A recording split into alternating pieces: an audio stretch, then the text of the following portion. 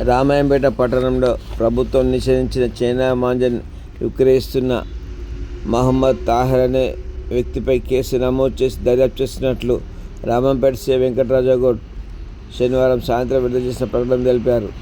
రామంపేటలో KGN fancy bangle స్టోర్లో సంక్రాంతి పండుగ సందర్భంగా ప్రభుత్వం నిషేధించిన చైనా మాంజాను అమ్ముతున్న సమాచారం మేరకు ఆకస్మిక తనిఖీ చేసి మాంజాను సీజ్ చేసి కేసు నమోదు చేసుకుని దర్యాప్తు చేస్తున్నట్లు సీఐ వెంకటరాజగౌడ్ తెలిపారు.